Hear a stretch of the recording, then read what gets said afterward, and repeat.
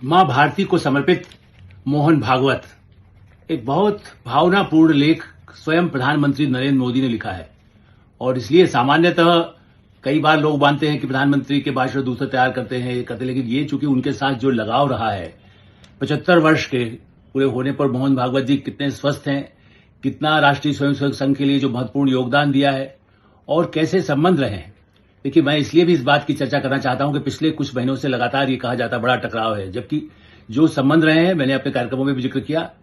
कतई नहीं। सहमति असहमति परिवार में जिस तरह की होती है, चर्चा निश्चित रूप से होती होगी और होगी, हमेशा होती है, कहीं भी, बल्कि दूसरी पार्टियों से भी होती है। इसलिए मोहन भागवत जी से जो संबंध है, जिसका जिक्र प्रधानमंत्री ने किया है कि उनके पिता मधुकर राव भागवत जी ने ही, वो गुजरात में थे और नरेंद्र मोदी जी को भी प्रशिक्षण देना है, शिक्षा है जो ज्ञान देना, संस्कार देना, उनका भी भूमिका, उनकी भी भूमिका बहुत महत्वपूर्ण रही है। इसलिए एक तो ये होना चाहिए, जो मैं हमेशा कहता हूं कि भाई दोनों में एक भाई, जिसे गुरु भाई कह सकते हैं, बड़ी परिवार जिस तरह से, तो बहुत कम उम्र में मोहन भागवत जी भी इसी काम में लग गए संघ के लिए और नरेंद्र मोदी जी भी लग गए। नरेंद्र मोदी जी अब वो स्वयं भी होंगे 17 सितंबर को 75 के,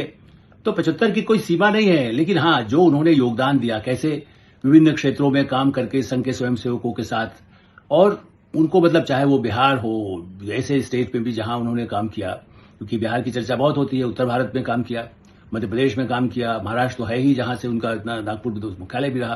कैसे जोड़ा, उस संघ को कितना आगे विस्तार दिया स्वयंसेवकों को प्रशिक्षण के लिए, और कैसे उन संस्कारों को आगे बढ़ाने का काम किया। और दूसरे दलों को खास करके आप देखिए उनके कार्यकाल में,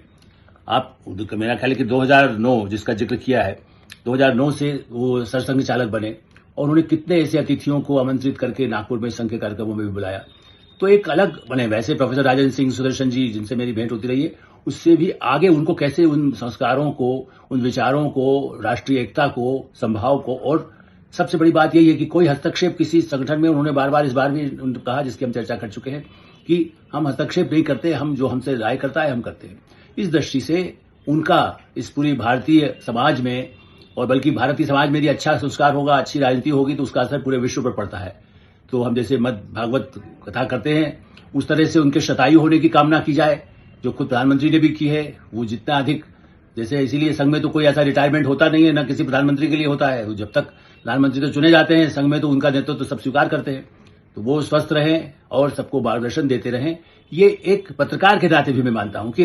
एक ऐसा संगठन जो समाज की सेवा के लिए समर्पित हो और एकता के लिए काम करे, और समाज को नए संस्कार, ऐसे संस्कार भी हों जो नई पीढ़ी के लिए, जिससे कि भारत कैसे आगे उत्थान हो सके, आत्मनिर्भर हो सके। तो मुझे लगता है कि जोड़ी, मोदी और भागवत की जोड़ी, ये भारत के लिए एक वरदान की तरह आई है।